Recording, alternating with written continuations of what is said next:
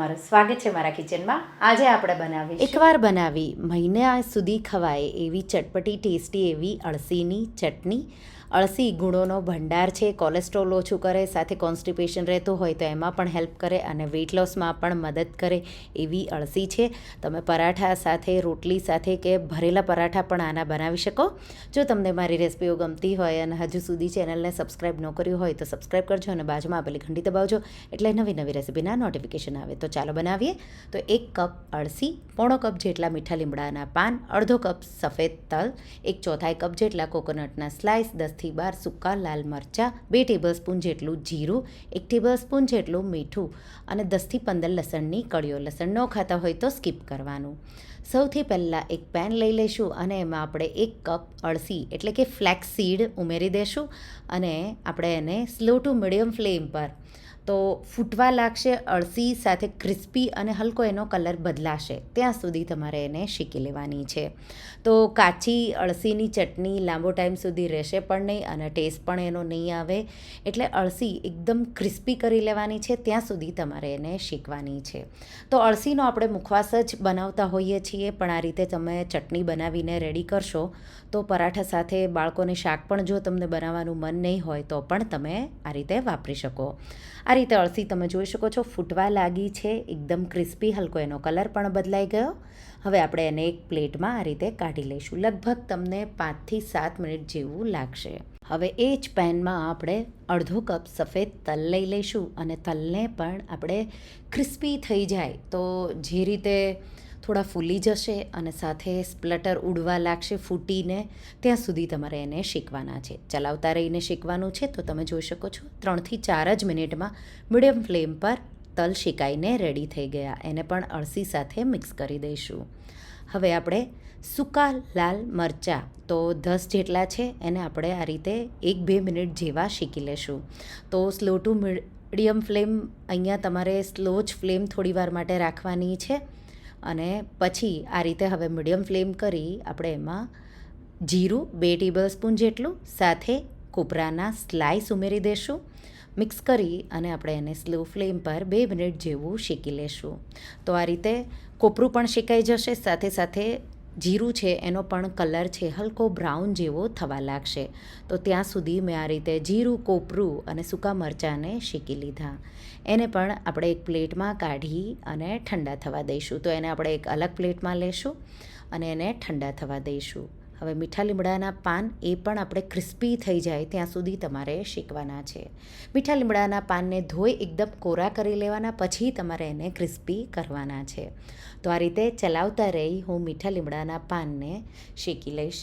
સાથે આપણે લસણની કળીઓ પણ ઉમેરી દઈશું. તો થોડા મીઠા લીમડાના પાન ડ્રાય જેવા થઈ જાય ત્યારે તમારે લસણની કળીઓ ઉમેરી દેવાની. આ ચટણીમાં તેલ બિલકુલ નથી વાપરવાનું. તેલ વગર જ આ ચટણી સારી એવી બનશે. આ રીતે લસણનો કલર બદલાઈ ગયો, મીઠા લીમડાના પાન ક્રિસ્પી થઈ ગયા. લગભગ લસણ ઉમેરી 2 મિનિટ જેવું મેં શેક્યું અને એને પણ એક પ્લેટમાં કાઢી લીધું. હવે શીંગના દાણા તો અહીંયા શીંગના દાણા ઓપ્શનલ છે. 4 ટેબલસ્પૂન જેટલા શીંગના દાણા લઈ અને એને ક્રિસ્પી થાય એ રીતે સ્લો ટુ મીડિયમ ફ્લેમ પર આપણે એને શેકી લઈશું. શીંગના દાણા અહીંયા ઓપ્શનલ છે, જરૂરી નથી કે તમારે ઉમેરવાના જ.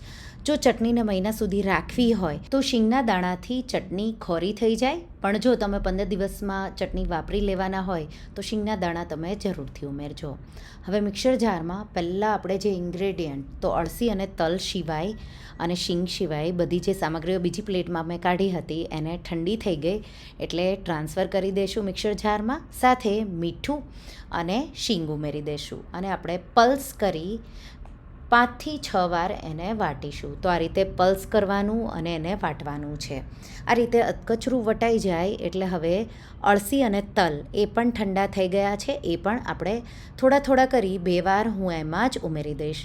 તો આ રીતે થોડા થોડા કરી 2 વાર મેં અળસી અને તલ ઉમેરી અને આ રીતે અધકચરું એ પણ તમારે પલ્સ કરીને વાટવાનું છે. તો આ રીતે તમે જોઈ શકો છો ચટણી આપણી હવે રેડી થઈ ગઈ. ચટણીને તમારે કોઈ એરટાઇટ બોટલમાં ભરી અને મહિના સુધી એને તમે સ્ટોર કરી શકો. તો આ ચટણી છે તમે દાળ રાઈસ ખાતા હોય તો ઉપર સ્પ્રિંકલ કરી શકો, ખીચડી પર પણ તમે છાંટી શકો. તમને શાક બનાવવાનું મન ન હોય તો બાજરીના રોટલા સાથે કે રોટલી સાથે કે પછી તમે પરાઠા સાથે પણ આ ચટણીને સર્વ કરી શકો. અને મારા બાળકોને જ્યારે પરાઠું ખાવું હોય ત્યારે હું આ રીતે રોટલીનો લોટ કે પછી જ તમે પરાઠાનો લોટ પણ આમાં લઈ શકો. તમારા પાસે રોટલીનો લોટ જ્યારે પણ બાળકોને લંચ બોક્સમાં પણ હું આ પરાઠા આપું.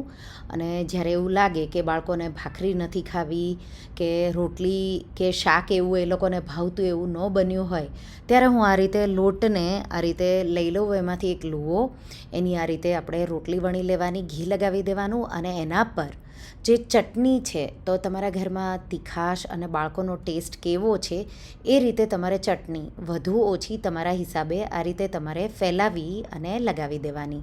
વચ્ચેથી આ રીતે કટ કરીશું, પછી આ રીતે પડવાળા પરાઠા તમે બાળકો માટે વણી શકો.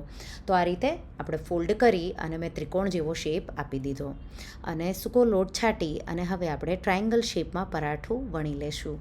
આ પરાઠું અંદરથી એનો જે ચટણીનો ટેસ્ટ છે તો લસણ પણ આપણે એમાં ઉમેર્યું છે તો હેલ્ધી પણ ખૂબ એવું થઈ જશે અને ટેસ્ટમાં તો ખૂબ જ ટેસ્ટી એવું લાગે છે. આ ચટણી તમે એકવાર ટ્રાય કરજો. તમે પૂરા વરસ માટે દર મહિને એકવાર બનાવો, એટલી ટેસ્ટી એવી ચટણી બને છે. તો આ રીતે બે સાઈડ કાચું પાકું આપણે શેકી લેશું. પછી આ રીતે ઘી થોડું લગાવી અને પરાઠાને ક્રિસ્પી કરી લઈશું. તો બાળકોને લંચ બોક્સમાં પણ આપી શકો અને સવારના નાસ્તામાં ચા સાથે એકલું આ પરાઠું, અથાણાની પણ જરૂર નહીં પડે એવું આ પરાઠું ખાવામાં ટેસ્ટી એવું લાગે છે. તો અળસી છે એ ખૂબ જ ગુણકારી હેલ્ધી એવી છે. તો અળસી જો તમને કોલેસ્ટ્રોલ રહેતું હોય તો રોજ તમે આ 1 ટેબલ સ્પૂન જેટલી ચટણી તમે ખાઈ શકો. ગમે તે રીતે તમે રોટલી સાથે ખાઓ કે આ રીતે પરાઠામાં બનાવો કે પછી આ રીતે તમે એને દાળ રાઈસ ઉપર છાંટીને, તો બાળકોથી લઈ મોટા બધાને આ ચટણી ભાવે એવી. આપણે બહુ તીખી પણ નથી બનાવી. મેં જે મરચાં લીધા છે એ કાશ્મીરી મરચાં લીધા છે. તમારે જો તીખી બનાવી હોય તો 1-2 તીખા મરચાં પણ લઈ શકો. તો તમે જોઈ શકો છો પડવાળા પરાઠા પણ તૈયાર છે. આ રીતે સિમ્પલ પરાઠા સાથે આ રીતે પણ ખાઈ શકો. તો એકવાર આ ચટણીની રેસિપી ટ્રાય કરજો અને મને કહેજો રેસિપી કેવી લાગી. તો તમને આ રેસિપી કેવી લાગી મને કમેન્ટમાં જરૂરથી જણાવજો. અને હા, જો આ રેસિપી ગમી હોય તો વિડીયોને લાઇક કરજો, શેર કરજો અને મારા ચેનલને સબસ્ક્રાઈબ કરજો. અને આવી જ નવી રેસિપીઓ માટે તમે બેલ આઇકોન બટનને પ્રેસ કરજો. Thank you for watching.